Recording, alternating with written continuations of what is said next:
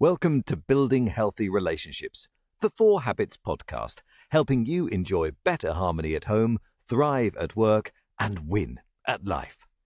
Here are your hosts, Dr. Andrea and Jon Taylor-Cummings, recognized authorities on the subjects of improving work relationships and cultures, as well as couple and home relationships.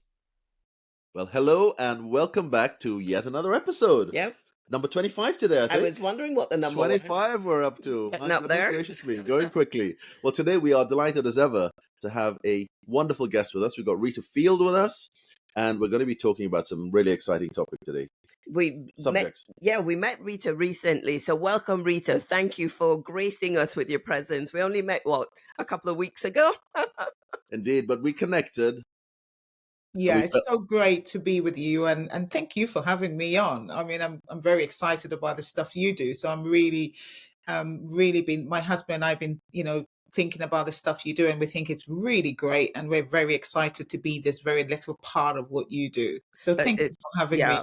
That's exactly how we felt. I mean, we so much that we spoke about resonated. We thought we just have to get you on here to come and share your thoughts. And we've come up with this title today of Confidence, Wellness, and Relationships. CBT Insights. There we go. So that's a little bit about Rita's background, cognitive behavior therapy. But we always like to give our guests a proper welcome so our audience know who we're talking to. We're talking with and getting insights from. So Andrew, why don't you share that? Yep, let's give Rita the proper background so everybody knows the wealth of experience that will be coming across in the conversations. So Rita is a life coach specializing in health, wellness, and confidence coaching.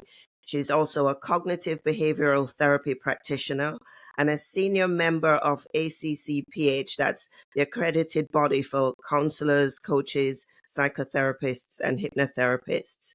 Rita helps her clients eliminate limiting beliefs and overcome personal mental health challenges. This allows her clients to grow in confidence, increase focus and motivation, realize goals, and maximize areas of strength. And we're looking forward to hearing more about how you do that. And just in terms of background, Rita initially graduated with a BSc in chemistry and worked for 15 years as a senior research scientist with GlaxoSmithKline before leaving, working with leaders, really posturing leaders to go on and do leadership well. And has since started your own business, Top Life, and we'll put more details in the show notes for those who would love to hear more. Of course, you're a public speaker, working with both individuals and groups, married with 2 children, reading, cooking, and going to the gym are things that you enjoy. So how's that for a bit of a background on Rita Field? But now we want to have the conversation with the person and just hear more about you. We had such a great conversation together. Tell us, Rita, what is it that drives your passion now, and what role does relationships play in that? Wonderful. I'm just listening to you reading my bio, and I was sitting here feeling so almost fulfilled, in a sense that the whole saying, which I don't know if you've heard of Angela Tilbury, she talks about the quote that a vocation is a place where a person's deep joy meets the world's deepest need. And I feel like I do this every single day, because my deepest joy, when you ask the question passion, is I love coming alongside people. It's just, I love to learn, I love to grow, I love to research. But I, above all that, everything I've learned is to come alongside people, to encourage them so they can grow into whatever sphere they want to be, just to feel the freedom. And so that's my great passion. Now, relationship, that's a big thing. So how does relationship play a part in this? Everything. Honestly, I know you've probably heard this quote from John Donne, in the 17th century English author, where he says that no man is an island. And if no man is an island, it means that no one is self-sufficient. Yeah. And we rely on each other, which takes us to the core of relationships. Yeah. If we're not doing it on our own, then we will be in relationships. Well, there you go. Everything you do is relationships. Relationships. So if we agree with that quote, then we're starting straight from relationships. And it's I think the part I play in this and the part relationship plays in what I do is because we are also a product of our upbringing Mm-hmm. and our environment, life shapes us. Yeah. And our core values and beliefs are as a result of, I mean, Maurice Massey, the researcher, talks about imprint stage in our lives where the people around us, our carers, our parents, the people who bring us up, literally shape us. Because as children, we're not born with core values or beliefs. We just look at our carers and our parents, and when they're smiling, we go, yeah, good. When they're sad, we go, that's bad. So we're kind of we have no logic. We just move with our emotions. And so the way we understand this core value becomes the rudder of our lives. It shapes us, everything we're going through. Now, if we have experienced relationship in the most dysfunctional way, that shapes us Mm. the rest of our lives. The work you guys are doing is so important. I love studying, and I think what you're doing is re-educating, because sometimes, and in fact, most of the time, we can believe a lie, so it becomes our truth. Now, if Yeah. you've grown up around dysfunctional relationship, or what you define as hitting somebody or shouting at somebody or just having your way all the time, that's all you've known.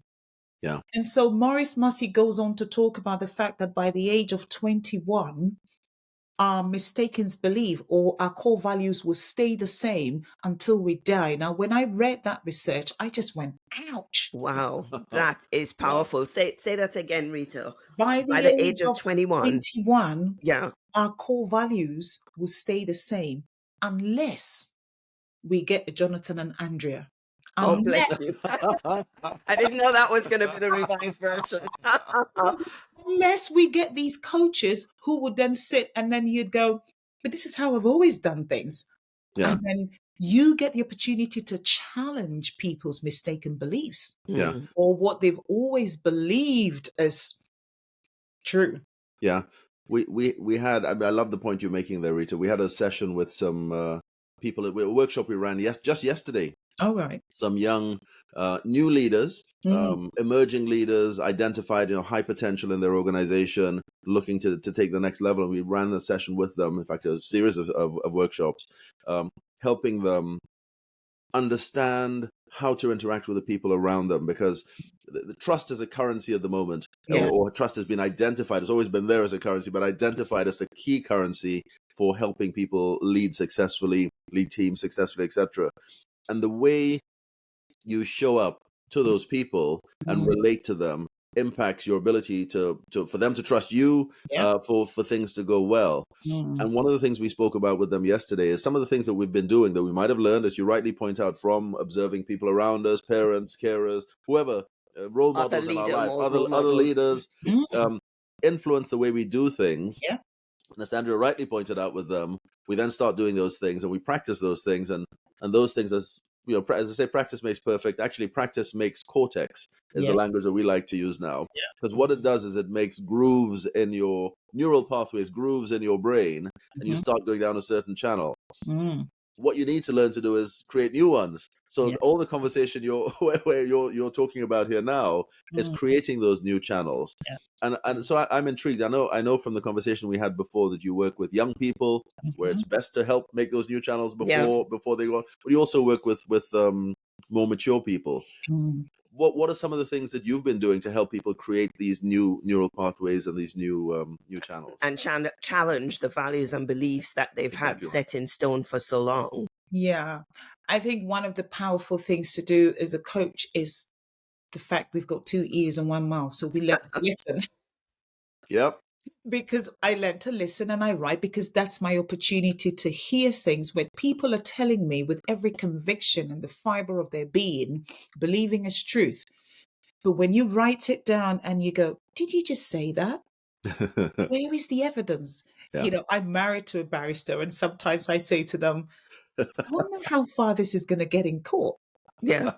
Can you really challenge this? So my job is challenging mistaken beliefs or what they believe as the truth, that it's the narrative that has shaped them. So when people come to me, I just listen to them. And most of the time, In fact, one of the areas I want growth and I want to see growth is in emotional intelligence. Emotional health is so important because, Amen to that. amen, Yeah. because our emotions drive us. Yeah. Literally, we're emotional beings. I never get people come to sit and say to me, oh, this is what I'm thinking. They start with, this is how I feel. Yeah. And That's really interesting. I want to jump on that so that you can build on it, Mhm. especially in the work world. Yeah. This idea of having emotions or being emotional beings has been suppressed Yes. until now. I think COVID kind of helped to lift the lid off of us to just be people with Yeah. both emotions and logic. So Yeah. we make these decisions, Yeah. justify them with logic, but we're actually making emotional decisions and Love we're afraid to go there. Help unpack that. How do you do that with people to help them realize you think you're living in a logical world, but your emotions are driving you? Well, I tend to say to people, I want to increase your emotional intelligence. I want to empower you. Many times we're being driven by emotions. So I say to my clients, I want you to stay in control of your emotions. I want you to literally be in control. So you're driving you when you're feeling a certain way, you're pausing and going, why am I feeling this way? Yeah. Because you can only feel, I say, if you're thinking. You know, emotions never stand alone. Yeah. So what I do mainly is educating. I love to educate, to empower. Emotions never stand alone. As long as you're feeling it, you're thinking it. Yeah. Every emotion has a thought attached to it. So when they say I'm feeling angry or frustrated or lethargic, and many times actually people confuse their feelings when they're thinking. So they'll Yes. come in and go, That's so good. I feel like I'm not good enough. And I was like, write that down, because what you've told me is what's going on in your head. Yes. That's what you're in your psyche, you're hearing, you're not good enough, you're not good enough, you're not good enough. Yeah. So you feel like you're not good enough is, I'm hearing my thoughts say to me, I'm not good enough. I've believed that. And so I don't feel good enough. Yeah. So we need to be able to, I help my clients to be able to articulate how they feel: angry, sad, frustrated. Because once we can say how we feel, then we can go to the root of it. Yeah. What are you thinking which is making you Feel feel that way. Absolutely. that way? Now, write that thought down and go, is it really true? So Because powerful. so powerful, and it's yet so simple. Hmm. Because you could believe a lie, like I said, and that's going to make you feel a certain way. Now, remembering one thing, and I honestly, I keep going back to loving what you guys do in relationships, because our behavior in life is based on how we feel. When we feel at peace, we behave differently. When we feel frustrated, we behave differently. When we feel angry, we behave differently. So if we don't stay in control of our emotions, our behavior is going to reflect how we're feeling, even if we're putting the right message across. Yeah. When you're feeling frustrated, it messes the whole thing up. It might be the right message. Nobody wants to listen. Yeah. Or it will come out and sabotage whatever you're doing, in an uncontrolled way because we're trying to keep the lid on something that we're not acknowledging exists. And so what you do is so empowering. And, that's why we thought the minute we heard you speak, we have to have this conversation. And just that ability, I love how you separate this melting pot of emotions and thoughts and so on to help identify where is that feeling coming from, what's the thought that's driving it, what's the belief that sits behind that thought. We both use cognitive behavior therapy underpins what we both do. Do you have any examples of I was going like to say, just maybe before we jump to the examples, for the audience's benefit, cognitive behavior therapy. Can you just give them a bit of understanding on that? Good What's point. that about? Yeah. So cognitive is your cognition, your thinking. Yeah. And I've talked about your thinking literally drives everything, because your emotion is based on what you're thinking. Yeah. You cannot, many times people would say, I wasn't thinking anything. I just woke up feeling low. Yeah. I'm just thinking, well, unless you're dead, in which case, Yeah. probably thinking something. Because then you're unconscious, because Correct. the subconscious is still awake. So you will, if you're feeling a certain way, if you're waking up feeling very low and depressed, you must be thinking something. Maybe you're not looking forward to going to work. Maybe your boss is being horrible to you. And so your subconscious has not actually had a rest at night because you're thinking, I cannot face this going to this workplace. Mhm. But we have to be intentional about paying attention and going to the roots. So some of the hardest thing people do at the beginning, I mean, they get used to it, is to go. So cognitive behavioral therapy, cognitive is your cognition. Behavior is your behavior, okay? Because the starting point is your thinking affects your emotion, which then affects your behavior. So if you want to change the way you behave, you change the way you feel. If you want to change the way you feel, you change the way you think. Yep. It's so simple. Think, feel, behave. So that's what cognitive behavioral therapy, okay? Your cognition affects your emotions, obviously, because your behavior. So the therapy is literally trying to change the way you think, your cognition, which then changes the way you behave, bearing in fact that the driving force is the emotion. So that's what Absolutely. it's all about. And you just very casually but powerfully distinguish between the conscious and the subconscious, because of course the conscious mind is only about 10%, or the 90% is below the surface. We're not even realizing what's going on there.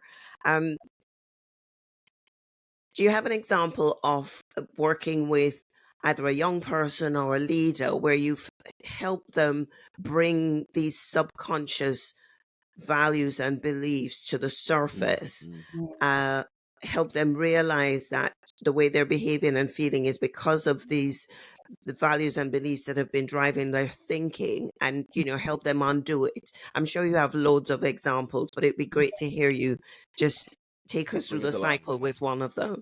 Yeah.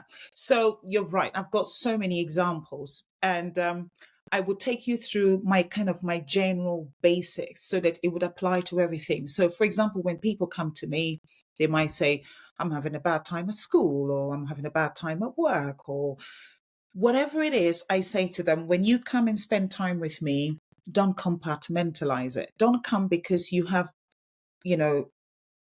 an issue at school and you want to, because what you're going to learn with your session, throughout your session, is going to help you for life. Yeah. We're back to relationships. If you learn about relationships, you're learning about working at home with your people, your colleagues, at work, or your friends at school. It's all relationships. It's so powerful. It really is just the needed thing. It has to be taught, I think, right through across schools. Because if you can get this right from the foundational level, we can crack so many of the issues that we're facing. That's our vision. That's our vision, is that that this gets taught in schools. Yeah, absolutely. So it's really powerful. So here's what I usually do. I give my clients these 4 basic statements when they come to me and they go. So for example, there's a conflict, or somebody's done something to them that's hurt them, or they're going through an anxious state, or it's never what's happened. It's always down to an interpretation of what's happened. Okay, interpretation is everything. That's the number 1 rule. That's the first thing I always say to people, write it down. It's never the traffic on your way to work. It's your interpretation of the traffic. So 2 people could be going into work and going, oh, look at the traffic, is M25. My goodness, the traffic is making me feel. I'm like, the traffic can't make you feel anything. It's your interpretation of it. It's That's when right. I go to work, my boss is going to get angry, and they're going to think this and think that. And okay, so interpretation is everything. Yeah. Point number 2, always choose the kindest interpretation. Oh, I love that. It is so powerful. Be kind to yourself. That's what I teach my clients, because many times the interpretation people choose reflects on what they think about themselves. Yeah.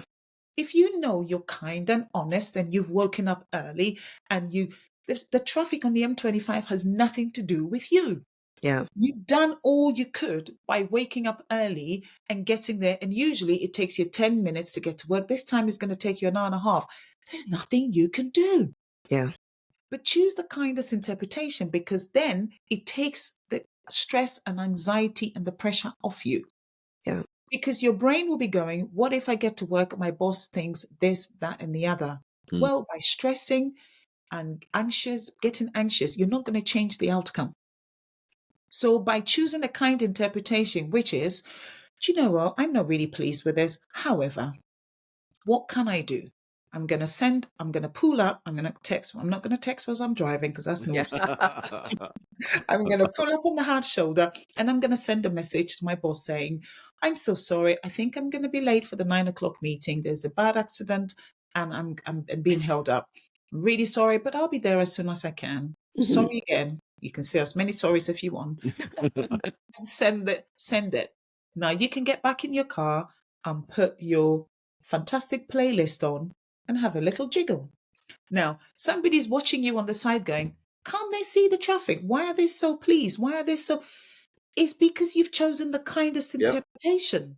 Now, when you get to the office, whether your boss gets angry because they're unreasonable and they expected you to be James Bond and turn your car into a plane and fly there, or they're very reasonable boss, in which case they're like, oh, don't worry, we recorded it anyway, you can watch it. And once you've chosen the kindest interpretation, you're on to a winner. No stress, and stress is the biggest killer. I'm all for emotional health. Okay, so you have less grey hairs, and you're going to live. You have enough life years because you haven't lost those in that traffic. Okay, so these are the basic foundational, and these applies to most of the people I meet. Okay, and then. But before you move on to that, Rita, I was going to say, most people, though, I'm guessing, or some of the audience out there listening will say, look, I'm cynical. I know my boss is going to be angry or what have you. What's your response to that? Because they'll say, look, are you not just kidding yourself by saying choose the best interpretation? Kindest, yeah. Or the kindest interpretation? What a great question, Jonathan. Here's my answer to that. Whether your boss is a tyrant or a nice, kind person, by being unkind to you, it doesn't change the outcome. Yeah. So I'm not saying choose, I'm not saying here's fire. Rita says choose the kindest interpretation. So I'm going to stick my finger in it and I'm not going to burn. And call it the cold. The kindest interpretation is that's fire. I'm not going near it. There you go. See what I mean? Be kind to you. Which interpretation is going to make you be at peace, not lose sleep? And be kind. So being kind to yourself is not choosing positive thinking, So for example, for this young lad I was speaking to who was feeling really depressed every morning going into work, I said, what are you thinking? And he said to me, nothing, because I've just woken up. And then we had the scenario of, well, unless you were dead, your subconscious was still functioning. So we got to the outcome, which was all about his boss. Now, what's the kindest interpretation? The kindest interpretation is not to say, oh, I'm going to go to work and my boss is going to be nice. That's stupid. Yeah. Thank you. Yep. Clarifying. Thank you. That's what I mean. Yep. The kindest interpretation is, what can I do? Because if you're doing this a majority of your time and going into work and feeling unhappy and coming to bed and feeling depressed when you wake up, it's time to look for another job. Yeah. Okay, so the kindest interpretation is, I'm going to put my CV together and I'm going to find myself another job. But then goes the question, which usually would enter people's mind, what if the grass is not greener on the other side? Because what if is one of our biggest, anxiety triggers in our life. Because when we say what if, we're looking for absolute certainty, which doesn't exist. Every time we're what ifing. So then he would say to me, what if? So then I go through the whole session on if you're going, what if negative? I say, well, what if positive? Yeah. So I'm empowering them just to change their thinking. Because when you say, what if negative, you sit where you are and never make a move. That's right. Do you know, there's a story I have to just share there. I read it somewhere. I can't remember there's a sports person who ended up with a brain tumor and literally lost part of his brain. And I remember him sharing his story once, and he said, if you have the power to think, and for somebody who lost a part of their brain, that's a really powerful statement. If you have the power to think, choose to think positive, choose to think about the positive potential, because it's 50-50. It could go either way. Don't use the brain you have left to focus on the what if negative. Yeah. Think about the what if positive. And that just has stayed with me all these years. So powerful. So powerful. What if, because that's, I think it's this negativity bias, is that innate thing in us, that caveman mentality. I'm going out, or we will constantly, and this is why coaching is important, because it gets the opportunity, because we're not living around tigers and lions anymore, but our mindset needs to change. And that's where CBT comes in, because otherwise we will still be cutting the chicken in 4 pieces and sticking in the oven, because mum did it, and grandma did it, and great grandma did it. Not realizing that we're living in the 21st century and we've got bigger ovens. So Exactly. Put the whole thing in, exactly. Yeah. So changing of the mindset is so powerful. And that's what I do all the time, because many people don't realize that. That's what I love learning, because we just have an open mind and we learn and we grow. I mean, I say when we stop learning and we stop growing, we die. Go into the garden and look at the plants. If it stops growing, that's it. So we've got to be. There is always more in a healthy way. Yes. You know. Do you know were you going to ask something? I've got a good question coming here, but go on. Talking about learning and growing and challenging beliefs and mindsets, I think there's a really big work that we have to be doing now with leaders who led in a kind of control and command way in the past, and need to be leading with more courage and compassion to, build trust and create that safe place for the more diverse workforce that we have now, and to take care of people who might be working more hybrid and, at risk of burnout with work bleeding into home. So many different conversations that we need to be having in the workplace now. What would you say, this is, throwing a left field ball, what would you say to leaders now to help them make that mindset shift and engage differently with teams that they're looking after? I think it's down to education. I really believe in education. You educate to empower.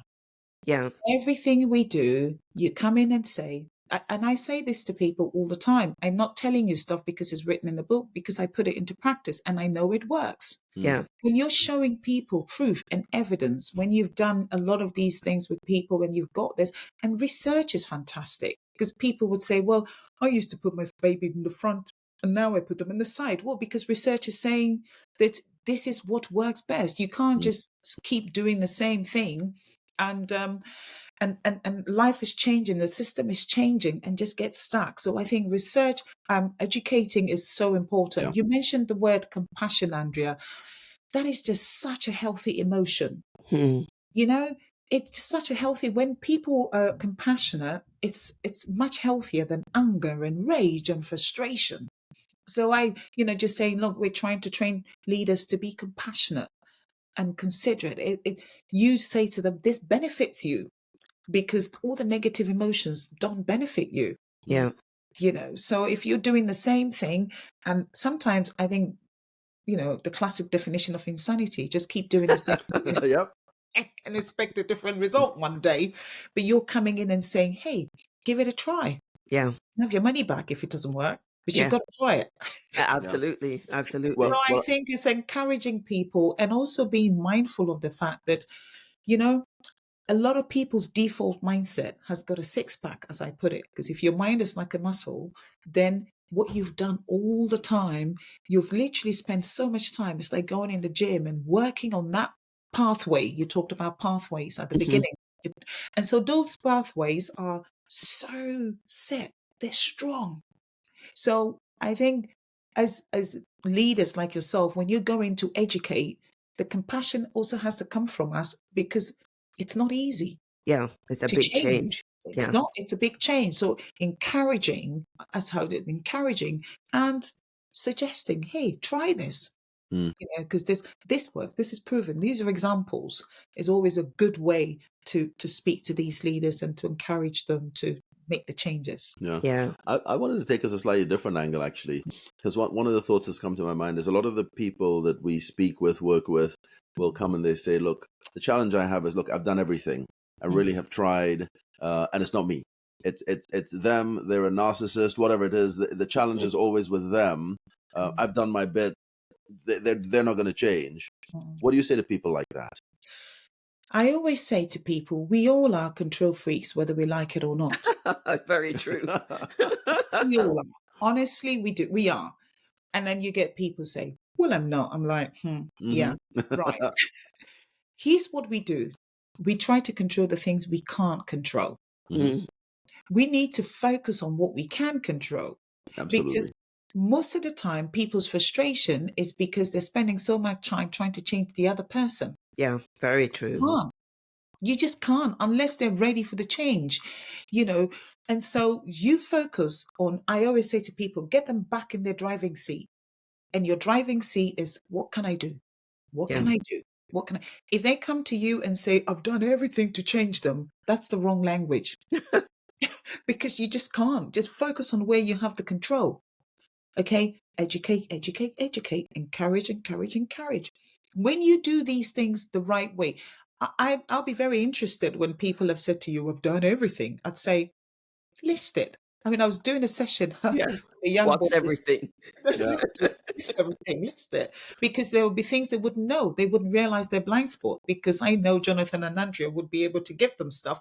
But their way of running away from it is saying, I've done everything. Well, hit me with it. So I was working with a little boy yesterday, 14 years, and he didn't want a session. I think his mum thought he needed it. I always say to mums, please make sure your children want this.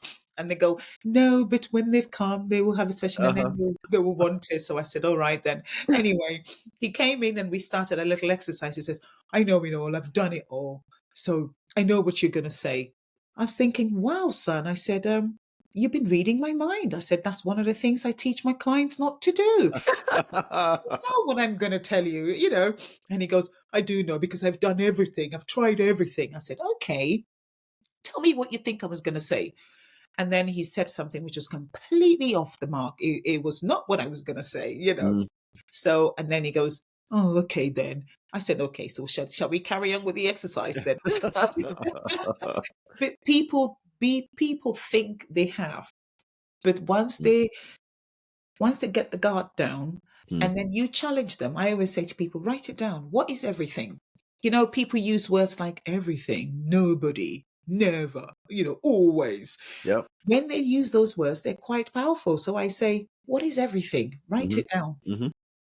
So for example, when I'm trying to challenge people's thoughts, I'd say, let's write a few of the thoughts that have been beating you black and blue. Let's write them down. They go, well, I'm 64. How long have you got? It's quite a lot. I've been going through this all my life. I was thinking, I said, humor me. Let's just write them down. So we write the first, the second, the third, the fourth, and then they write the fifth. I'm like, that's the first. Yeah. Back again. We come full circle. You see, so in your head, everything feels like 1,000,001. Yeah. But when you start to write them down, you just think, it's OCD, here we come. It's a repetition of the same thoughts going round and round in circle. But sometimes they do have a little bit of color code and a little shape of the dot of the eye, but it's the same thing. Yeah. So once you can identify them, bingo, you're in for, transformation and change. That is so simple and yet so powerful. And that I'm going to take away that line. Just write it down. Because we carry it in our head and we think it's such a big deal and it's so many things and I've done everything. And as you say, you start to list it. And one other thing that I like to do, that I do with myself, when if I'm feeling frustrated or angry and so on, I'm like, I know this is how you're feeling, but what's the right thing to do? Wonderful. So that's my little mantra to myself. Because if you try to ignore the emotion, you suppress things and it will blindside you and come out in absolutely the wrong way. But just naming it, just writing it down, just staring it in the face, you start to diffuse the power, and then you say, okay, I hear you, but what's the right thing to do? Really powerful. Love that. Love that. Yeah, no, so great. I mean, there's so much more so many more questions that we could have, but in terms of little takeaways, what is some of the, I guess, the best advice you've ever heard or been given around relationships? Is there any little nuggets that you'd like to share with the audience? I think Andrea's actually just stoling my line about the emotion, because I think don't just accept feelings as facts. Yeah. Mm-hmm. It is so powerful. Don't deny them. Don't push them away. That's a real takeaway, because we have already talked about how our behavior in life is driven by the way we feel. Mm-hmm. Yeah. So if you deny it, that's no good. You've got to go, this is what I'm feeling. But it's not necessarily true. Just because you feel something doesn't mean it's true. Yeah. I feel stupid. And some people will go, I just don't feel good enough. I feel stupid. And then I said, write down your qualification, write down all the things you have done. And then you go, stupid and this, the Don't opposite. go together. You Don't just match up. defined intelligence, and you've just defined something which is completely opposite of not good enough. Yeah. This is good enough. Actually, what you're looking for is perfect. There is no such thing as perfect. And I love when you said you don't like practice makes perfect, because we can never be perfect. Mm-hmm. It's an endless, tireless pursuit. Here's what I like. Practice makes us permanently better, because every day we become a little bit better and a little bit better and a little bit better. I love that, because when people are not feeling good enough, whenever you go, I'm not feeling good enough, the next thing you try and do is try and become perfect. Bad idea. Yeah. Because it's an endless, tireless pursuit. Don't just accept a feeling as fact. Challenge the thinking behind the feeling. Mm-hmm. I say to people, if you don't like the way you feel, change the way you think. Because when you change the way you think, you will change the way you feel, and then your behavior will follow suit. That's just the best advice, because when we do that, we begin to become in control of our emotions. Otherwise, most of the time, our emotions are in control of us, and that's not a good place to be. So we become emotionally intelligent, empowered. It is just incredible. Everybody's worried about the diseases and illnesses, but feeling stressed is one of the biggest killers. Yeah. Because then there's the cortisol released. It affects the gut, your thinking, everything. I think emotional intelligence and emotional health is just such a big area. That's one of my greatest passions. That's one of the areas I would love to see more and more in schools, because I think intelligence quotient, like IQ, is great. But we need the EQ aspect, because IQ plus EQ equals success. Yeah. And so if we can increase that aspect of it, then our children will be coming out of schools or organizations whole. I believe in wholeness. Able to face the world, whatever the world is. Yeah. World. Yeah. So that's one great advice I've received, and I'd love to pass on. Yeah, love it. I mean, one of the concepts we talk about in a leadership context now is what does it take to be a great leader? And in fact, one of our earlier guests shared a lovely little short mantra, which is leaders need to take charge and take care. In fact, she said the other way around. They need to take care and take charge. Yeah. Most people think of leaders as, I'm in a leadership role, I need to take charge. And the point is, if you don't take care, firstly, of yourself or the people around you, very quickly, you won't be leading anybody. And as we love the expression that says, John Maxwell says, if you're leading and nobody's following, then actually all you're doing is you're just going for a walk. There's nobody, nobody's following you. You ain't leading anybody. So, but for those people to follow you, you have to take care. You have to relate to them well, and to do that, you got to take care of yourself and take care of them. If you can do that, then you got a chance of people following you. Otherwise, no chance. Yeah. There's so many things that we could unpack here. But I love the takeaway that you landed us on is, whatever you're feeling, challenge the thinking behind it, write it down, and then get back in the driving seat. If we just did those things, we could all end up being so much healthier. Well, Rita, thank you for the work you do. And you mentioned so many times young people.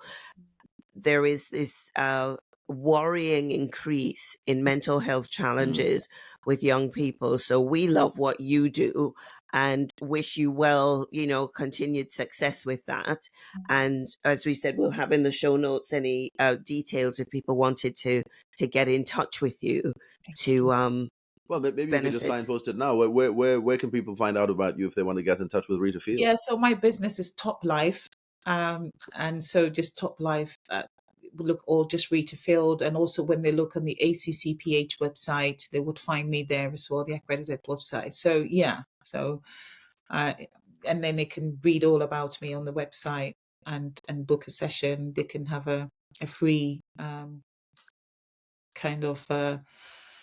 free 20 minutes consultation and to figure out if it works for them or not. Thank you. Well, we can certainly put a link in the show notes to signpost people if they want to get in touch. Thank you. Thank you so much for being with us. Such wisdom. Amazing. We went wrong when we had that sense. When we first met, like, you know what, we've got to get you on here. There's so much stuff you can share. We knew this would be a great conversation, and I think there's another one brewing.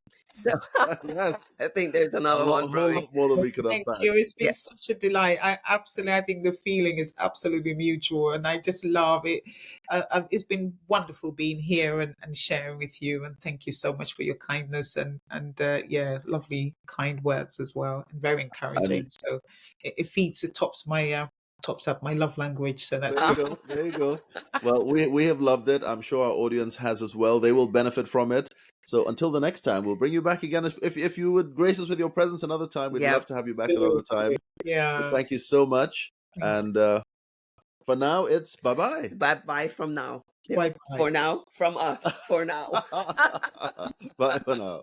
Bye-bye. Bye-bye. Bye-bye. We hope you enjoyed that episode. And if you did, and you want to hear more, the best thing to do is subscribe. Then you'll never miss an episode. There's a new one every Friday. You can stay connected with us on social media at The 4 Habits for updates, behind-the-scenes content, and to participate in discussions related to the show.